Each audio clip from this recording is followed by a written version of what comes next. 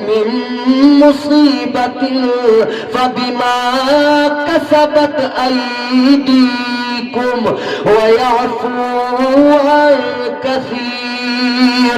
اللہ تعالیٰ کا قرآن کہتا ہے یہ جو تم پر مصیبتیں آتی ہے یہ وہ ہے جو تم نے اپنے ہاتھوں سے کمایا ہے.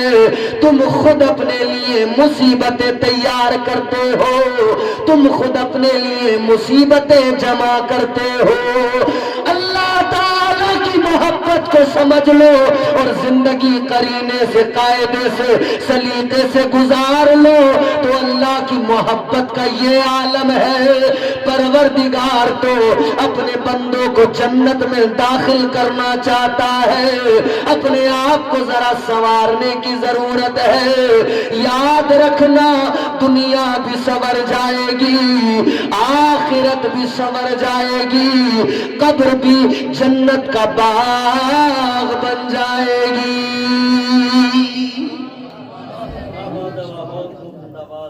مگر پہلے اپنے آپ کو ذرا بہتر کریں, پہلے اپنے اندر جھانک کر دیکھیں ہم کیا ہیں. ہر انسان مغرور ہے, ہر انسان میں انانیت ہے. شراب عام ہو گئی, جوا عام ہو گیا, نشہ عام ہو گیا. 18 سال کے 20 سال کے جوان لڑکے آج شراب پینے لگے بیئر کے نام پر. نگلیا عاقل والوں, آپ کے یہاں سے بھی کتنے لوگ ہیں, کوئی پنجاب میں رہتا ہے, کوئی دلی میں رہتا ہے, کوئی بہار میں رہتا ہے, کوئی اڑیسہ میں رہتا ہے, کوئی ممبئی میں رہتا ہے. ماں باپ بھیجتے ہیں کس لیے کہ یہ جائے گا, کمائے گا, ہمارا سہارا بنے گا. کتنے ایسے جنہیں بری صحبتوں نے تباہ کر دیا, برباد کر دیا. گھر سے کمانے کے لیے گئے تھے, شرابی بن کے لوٹے. گھر سے کمانے کے لیے گئے تھے, شرابی بن کے لوٹے, جواری بن کے لوٹے, نشیڑی بن کے لوٹے. غلط صحبتوں نے برباد کر دیا, تعلیم کی کمی نے برباد کر دیا, فکر بیدار نہ ہو سکی, شعور بیدار نہ ہو سکا, غلط سنگتوں نے برباد کر دیا. اچھا یہ دوستی کا جو چکر ہے نا یہ بھی بڑا خطرناک ہے. 25 سال تک یہ دوست پیچھا نہیں چھوڑتے, دوستی کے سٹیٹس لگ رہے ہیں موبائلوں میں, دوست کے لیے جان دے دیں گے, دوست اگر آدھی رات پکارے چلے جائیں گے. اور ہوتا بھی ہے, دوست کے پاس بلٹ ہے نا, کسی دوست کے پاس اگر بلٹ ہے دور دور بھی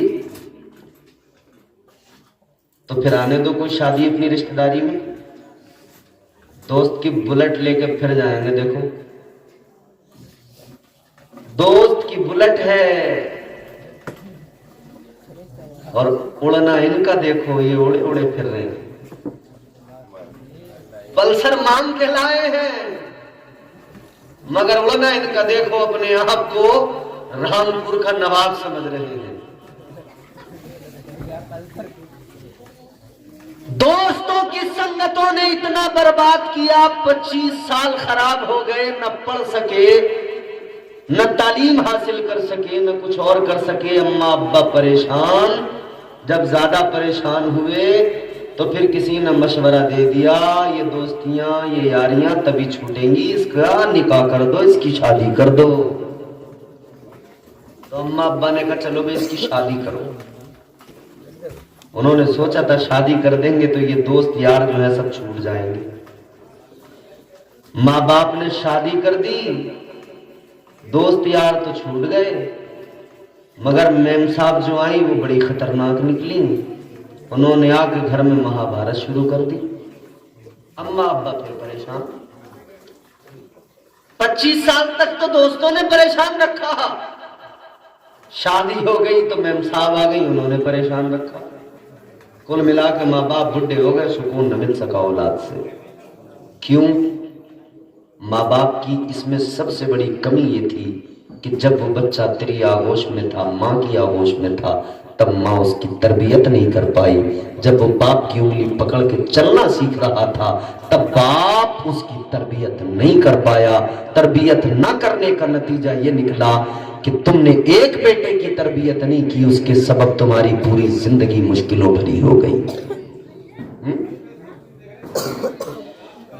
اپنے بڑھاپے کو اگر بہتر بنانا ہے تو اولاد کو اچھا بناؤ، علم دین اولاد کو دو، اپنے بچوں کو پڑھاؤ، قرآن سکھاؤ. ورنہ یاد رکھنا، یہ جب رات کو دوست آتا ہے فون کرتا ہے کہ بھائی باہر چوراہے پہ کھڑا ہوں آ جا، تم اگر بستر پہ بیمار پڑے ہو، یہ دوائی دینے کو تیار نہیں، تو گھونٹ پانی دینے کو تیار نہیں، لیکن ٹھنڈ میں سکڑتا ہوا دوست کی خاطر چوراہے پہ ضرور پہنچے گا.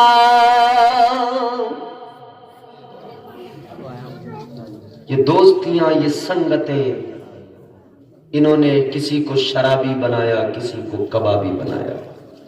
اب آپ کہو گے کہ صاحب دوستی کرنی نہیں چاہیے. ہاں کرنی چاہیے، میں منع کب کرتا ہوں؟ نہیں کرنی چاہیے. دوستی کرنی چاہیے مگر کس سے، یہ بات قابل غور ہے. لچے لفنگوں سے کبھی دوستی نہ کرنا، لفنڈروں سے کبھی یاری نہ کرنا، ناچنے گانے والوں سے، میوزک پہ تھرکنے والوں سے کبھی یہ دوستی نہ کرنا، یاری نہ کرنا. اے میرے پیارو، اگر تمہیں دوستی کرنے کا شوق ہے، اگر تمہیں دوستی کرنے میں زیادہ انٹرسٹ لگاؤ ہے، تو اپنی مسجد کے امام سے دوستی کر لو، اپنی بستی کے حافظ قرآن سے دوستی کر لو. یہ دوستی جو تم امام سے کرو گے، عالم سے کرو گے، حافظ سے کرو گے، قاری سے کرو گے، یہ دوستی اتنی کام کی ہوگی. جب بھی تم اپنے دوست کے پاس یعنی حافظ قرآن کے پاس آ کے بیٹھو گے، وہ تمہیں کبھی نہ کبھی قرآن کی تلاوت کرتا ملے گا، وہ تمہیں قرآن کی آیتیں سنائے گا. تم کسی عالم سے دوستی کرو گے، وہ تمہیں اللہ کے نبی کی حدیثیں سنائے گا، وہ تمہیں قرآن کی آیتوں کے مفہوم سنائے گا. اے دوستی کرنے والوں، علماء سے دوستی کرو.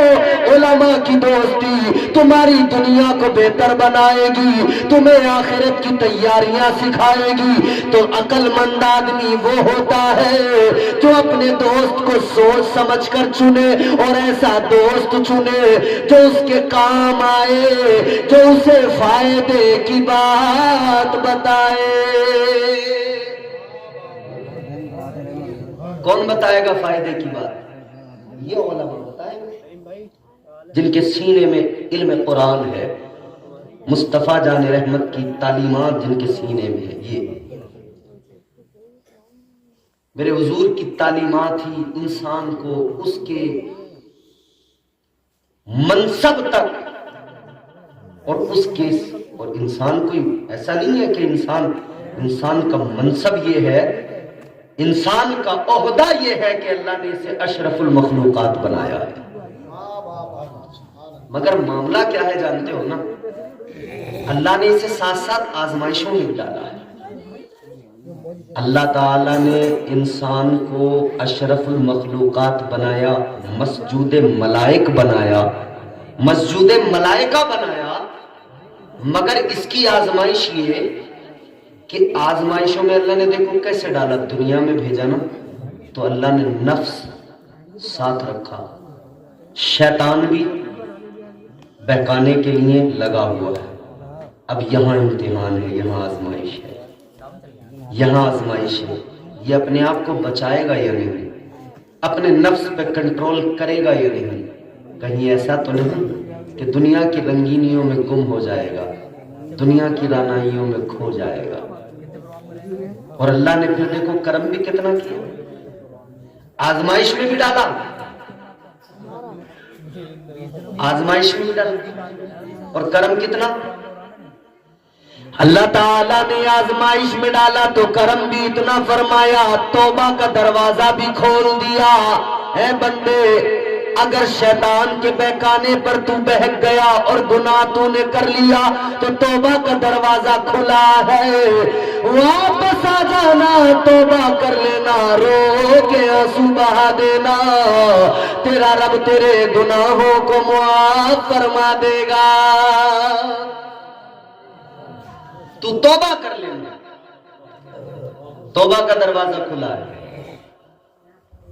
اور دیکھو ایک یہ کرم ہوا، اچھا کرم دیکھیں، پھر اللہ نے انبیاء بھیجے، رسول بھیجے، اور پھر ہم گنہگاروں کے لیے اپنا پیارا محبوب بھیج دیا، ہدایت کے لیے، رہنمائی کے لیے۔ سب سے بڑا کرم، اللہ کا سب سے بڑا فضل، اس نے اپنا پیارا محبوب بھیج دیا۔ بندو اب سنو، مزاج اللہ تعالیٰ نے دیا، فکر اللہ نے بیدار کی۔ اے میرے بندو، شیطان بہکائے گا، تمہارا نفس بھی بہکائے گا، مگر بہک نہ جانا، میرے محبوب کے دامن کو پکڑ لینا، میرے محبوب کی تعلیمات پر عمل کر لینا، میرے محبوب کی سیرت پر عمل کر لینا۔ یاد رکھنا، اگر تو میرے محبوب کا ہو گیا، اگر تو ان کا غلام بن گیا، تو شیطان تیرا کچھ نہیں بگاڑ پائے گا، کچھ نہیں بگاڑ۔ سبحان اللہ۔ اچھا پھر دیکھیں کرم بالائے کرم، پھر اللہ نے صحابہ کی جماعت، تابعین کی جماعت، تبع تابعین کی جماعت، پھر اللہ نے اولیاء کی جماعت۔ کس لیے؟ کس لیے؟ کہ تمہاری زندگی بہتر ہو، تمہاری ہدایت ہوتی رہے، تمہیں نصیحتیں ملتی رہیں، تمہیں تعلیم مصطفیٰ سے آراستہ کیا جاتا رہے۔ اللہ تعالیٰ کا فضل دیکھو، اللہ تعالیٰ نے پیارا مذہب اسلام یعنی پیارا دین عطا فرمایا، اپنا پسند کیا ہوا۔ بہت کام کے جملے ہیں، سن لیں۔ پروردگار عالم نے اپنا پسندیدہ دین عطا فرمایا، مگر اللہ تعالیٰ عالم الغیب والشہادہ، سب جاننے والا، پروردگار کو معلوم تھا شیطان بہکائے گا، ایمان پہ ڈاکہ ڈالے گا، نفس بہکائے گا، اور کئی چھوٹے موٹے شیطان اور ادھر دنیا میں ٹہلتے پھریں گے، برتن اٹھا کے وہ بھی بہکائیں گے، ایمان پہ ڈاکہ ڈالنے کی کوشش کریں گے۔ پروردگار عالم نے کرم یہ فرمایا، اللہ نے دین دیا، دین پہ کوئی ڈاکہ نہ مار لے۔ اللہ نے دین کی حفاظت کے لیے جہاں دین دیا، دین کی حفاظت کے لیے محی الدین دیا، اللہ نے اپنا پیارا دین دیا، دین کی حفاظت کے لیے اجمیر میں خواجہ معین الدین دیا، اللہ نے دین دیا، دین کی حفاظت کے لیے قطب الدین دیا، اللہ نے دین دیا، دین کی حفاظت کے لیے نظام الدین دیا، اللہ نے دین دیا، کوئی ہمارے دین پہ ڈاکہ نہ مار لے، اللہ نے تاج الدین دیا، فرید الدین دیا، کوئی ہمارے دین و ایمان پہ ڈاکہ نہ مار لے، اللہ نے اسی لیے علاء الدین دیا۔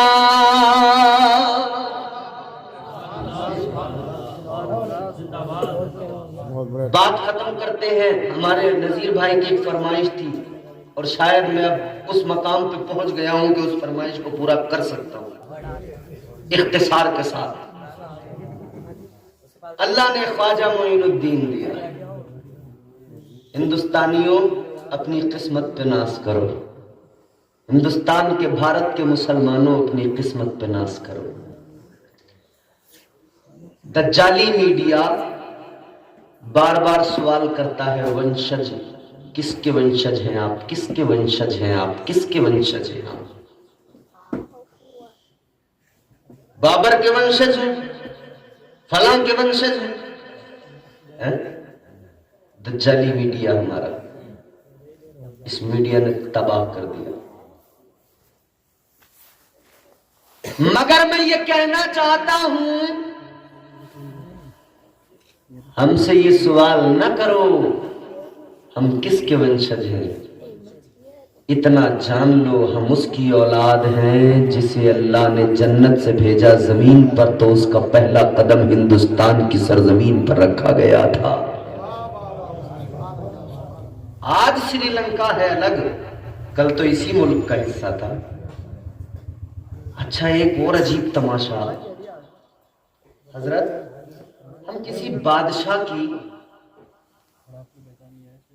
کوئی طرفداری تو کر نہیں رہے ہیں، مگر ایک بات کہنا چاہتے ہیں، بڑی دقت ہوتی ہے، وہاں سے آئے آکرمن کر دیا، وہاں سے آئے آکرمن کر دیا، بابر آیا اس نے آکرمن کر دیا، ہوتا نہیں، سنتے نہیں آپ لوگ، موبائل میں آپ سنتے رہتے ہوں گے ایسی نیوز، بابر نے آ کر یہ توڑ دیا وہ توڑ دیا، بابر آیا بابر آیا، بابر کہاں سے آیا؟ کہتے ہیں افغانستان سے آیا۔ عقل ماری گئی، پتھر عقل پہ پڑ گئے۔ ابے آج افغانستان الگ ملک ہے، کل تو ہندوستان کا حصہ تھا، کل افغانستان اسی ملک کا حصہ تھا، تو اگر بابر افغانستان سے آیا تھا تو در حقیقت وہ بھارت کا ہی رہنے والا تو تھا، کیونکہ کل تو افغانستان بھارت کا حصہ تھا۔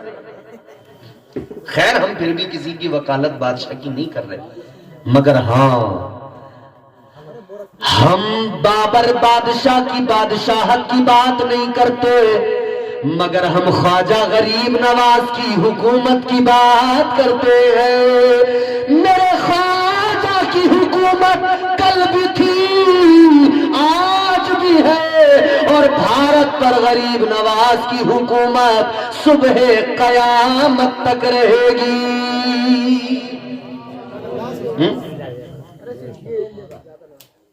تم تو آلے رسول ہو خواجہ،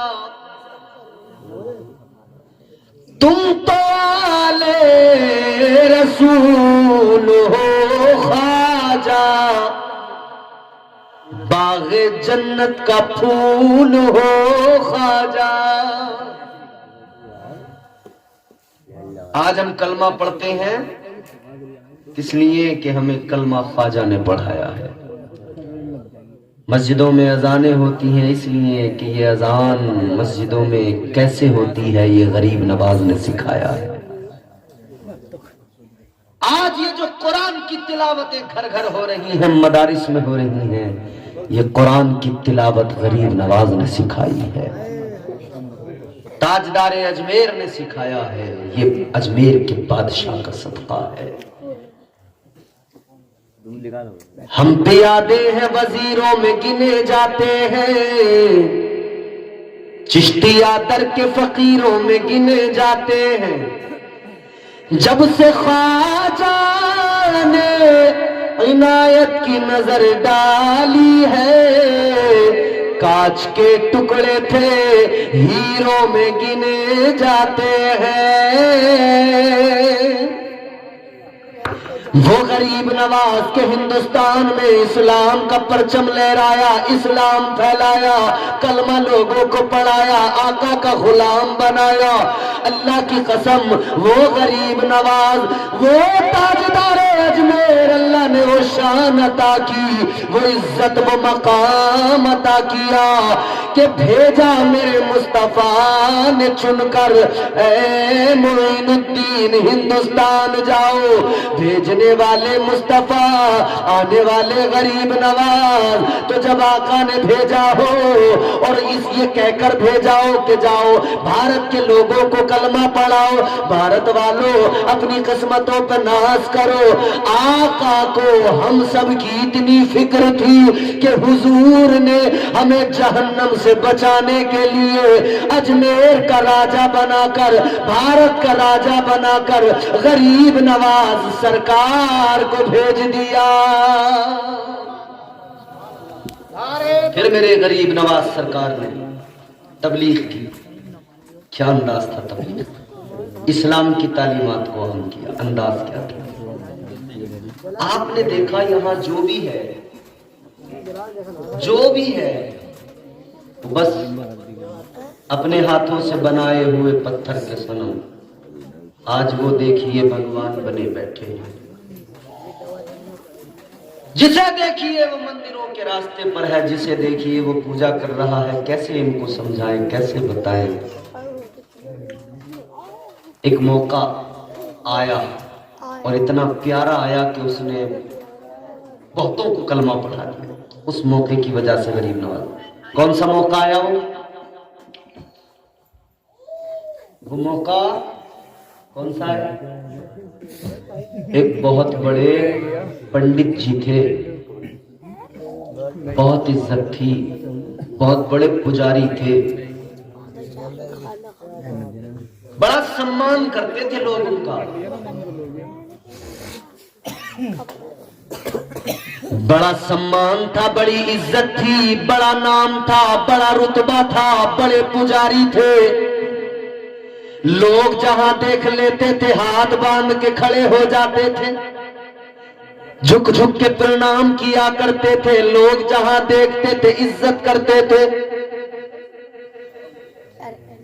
اور ان کو ایک بیٹی بھی تھی، اور بیٹی بھی ان کی بڑی خوبصورت، اور انہیں اپنی بیٹی سے بڑا پیار، اور ہر انسان کو اپنی بیٹی سے محبت ہوتی، باپ کو بالخصوص۔ یہ روزانہ صبح کو لوٹا لیتے، مندر جاتے، دودھ لے کے جاتے، مندر سے آتے، آنا جانا چلتا تھا۔ بیٹی ایک دن بولی، ابا آپ جاتے ہو، ایک دن ہم بھی جا کر دیکھیں، ہم بھی چلے جائیں۔ باپ نے کہا جاؤ۔ بیٹی نے دودھ کا لوٹا لیا، پہنچ گئی، کیا کرنے؟ دودھ لے کر پہنچی، پتہ نہیں تھا کہ اس کا کرنا کیا ہے، یہ سمجھی کہ شاید پلاتے ہوں گے۔ پہنچ گئی میرے عزیزوں مندر کے اندر، اس نے جو اپنی پوجا شروع کی، وہ دودھ کا لوٹا اپنے بھگوان کے آگے کیا، پتھر کی مورتی کے آگے کیا، کہا پی لے پی لے، میرا بابا روز لے کے آتا ہے، آج میں لے کے آئی ہوں، لے میرے بھگوان پی لے۔ مگر پتھر میں کیسے حرکت آئے، کیسے پیے، یہ بڑی پریشان ہے۔ میرا بابا آتا ہے تو روز یہ لوٹا خالی واپس لے کے جاتا ہے، اسے پتا نہیں تھا کہ کرتا کیا ہے، یہ سمجھتی تھی پلا کے جاتا ہے، اسے پتا نہیں تھا وہ چڑھا کے جاتا ہے۔ عزیزان گرامی القدر غور فرمائیے، اس نے کہا پی لے، ایک بار دو بار تین بار کہا، جب کوئی حرکت نہیں ہوئی تو کہنے لگی شاید تم مجھ سے ناراض ہو، اے میرے معبود تم مجھ سے ناراض ہے، اگر تم مجھ سے ناراض ہے تو میں تجھے راضی کر کے جاؤں گی، دودھ پلا کے جاؤں گی، نہیں پیے گا تو تیرے چرنوں میں اپنا سر پٹک کے جان دے دوں گی۔ اس نے اپنا سر اس پتھر کی مورتی پہ، اس کے پیروں پہ پٹکنا شروع کیا، اس نے سر پتھر پہ مارا، ایک بار مارا، دوسری بار مارا، یہ سر پتھر پہ مار رہی ہے لڑکی کہ اس کے سر سے خون نکلنے لگا، مگر اس نے تیسری بار جو سر پتھر پہ مارا، ایک ہاتھ پتھر کے اور اس کے سر کے درمیان حائل ہو گیا، وہ نرم و نازک ہاتھ، وہ شفقت والا ہاتھ، وہ برکت والا ہاتھ درمیان میں حائل ہوا۔ اس نے سر اٹھا کے دیکھا، ایک بزرگ کھڑے ہیں، ایک درویش کھڑے ہیں، ایک فقیر کھڑا ہے، کہنے لگی اے درویش اے بزرگ، کیوں آپ نے اپنا ہاتھ رکھ لیا، مجھے سر پٹکنے دو، آج یا تو دودھ پیے گا میرا معبود یا میں اپنی جان دے دوں گی۔ اللہ والے نے فرمایا یہ جس کا ہاتھ تھا یہ کوئی معمولی شخصیت نہیں، غریب نواز تھے۔ سرکار غریب نواز نے فرمایا تیری پرابلم کیا ہے، مسئلہ کیا ہے؟ کہنے لگی دودھ پلانا ہے۔ خواجہ نے فرمایا اس کے لیے جان دینے کی ضرورت کیا، اللہ نے زندگی دی ہے، قیمتی ہے، اس کا شکر ادا کر اور جان نہ دے، اگر دودھ ہی پلانا ہے تو کوئی مسئلہ نہیں، پلا دے پلا دے، اس کے آگے رکھ دے، دودھ آگے کر کے خواجہ غریب نواز نے فرمایا اے پتھر کی مورتی چل یہ دودھ اٹھا اور جلدی پی لے۔ فرمان غریب نواز کا تھا مشیت کا پروردگار نے اپنے ولی کا، یہ جو ولی نے کہہ دیا اس پتھر کی مورتی سے، اللہ نے اس کو یوں پورا کیا کہ اس پتھر کی مورتی میں جان ڈال دی، اس میں حرکت پیدا ہوئی۔ پتھر کی مورتی نے دودھ کا لوٹا اٹھایا اور جلدی منہ سے لگایا، سارا دودھ پی لیا۔ نعرہ تکبیر، نعرہ رسالت، بس لگے اعلیٰ حضرت خواجہ کا ہندوستان، ہندوستان کا سنی مسلمان، زندہ باد زندہ باد علماء اہل سنت۔ سارا دودھ پی لیا، لڑکی خوش، لوٹا اٹھایا، اپنے گھر کی طرف چلی۔ غریب نواز بھی اپنا راستہ پکڑ کے چلے، لیکن سر سے خون تو نکل چکا تھا۔ راستے میں لوگوں نے دیکھا سب سے بڑے پجاری کی بیٹی سر سے خون بہہ رہا ہے اور جا رہی ہے گھر کی طرف، تو پھر قیاس لگانے لگے۔ سوچا کہ شاید اس کے ساتھ کچھ برا ہوا ہے۔ پھر لوگوں نے اپنے قیاس لگائے، شاید اسے کسی نے پکڑ لیا، شاید اس کے ساتھ کسی نے کچھ غلط کیا، شاید یہ، شاید وہ، شاید یہ، شاید وہ۔ یہ اتنا قیاس لگایا لوگوں نے، 1 سے 2، 2 سے 4، 4 سے 6، یہ بھیڑ بنتی گئی، اس کے پیچھے پیچھے اس کے دروازے تک پہنچ گئی۔ ادھر لڑکی گھر کے اندر پہنچی، ادھر یہ لوگ بھی اس کے ساتھ پہنچے۔ پجاری جی کو بلایا، کہا پجاری جی ذرا اپنی بیٹی سے پوچھو ہوا کیا ہے، کسی نے اس کے ساتھ کچھ نہ کچھ برا کیا ہے، ضرور اس کی عزت پہ ہاتھ کسی نے ڈالا ہے۔ پجاری جی نے اتنا سنا تو جسم کانپ گیا۔ باپ کے لیے یہ کتنا سخت مرحلہ ہوتا ہے۔ جسم میں کب کبھی آ گئی، بیٹی سے بولے بیٹی یہ جو لوگ کہہ رہے ہیں معاملہ کیا ہے، کیا تجھ پر کسی نے کوئی تیرے ساتھ زیادتی کی؟ کہنے لگی نہیں بابا، میرے ساتھ تو کسی نے کوئی زیادتی نہیں کی۔ کہا پھر یہ سر سے خون کیوں بہ رہا ہے، یہ آخر ماجرا کیا ہے؟ اس نے پھر قصہ سنایا۔ کہنے لگی بابا معاملہ یہ ہے، میں دودھ پلانے کے چکر میں اپنے معبود کو اس کے چرنوں میں اپنا سر پٹک رہی تھی، اس لیے خون نکلا ہے۔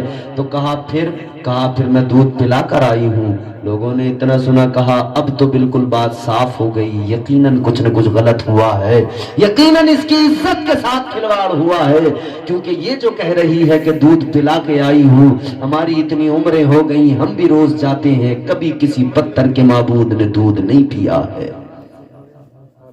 اب تو بات عزت پہ بنا۔ باپ پریشان ہے، عزت ہے، وقار ہے، مگر ایک لمحے میں عزت خطرے میں پڑ گئی۔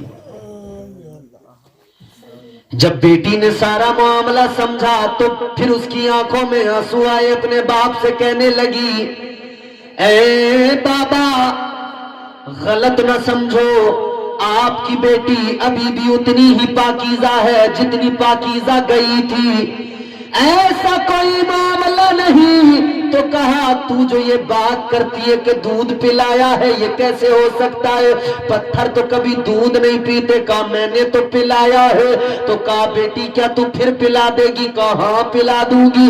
تو لوگ سارے کہنے لگے چل ذرا ہمارے سامنے پلا، اگر تو نے ہمارے سامنے پلا دیا تو مان جائیں گے، مان لیں گے۔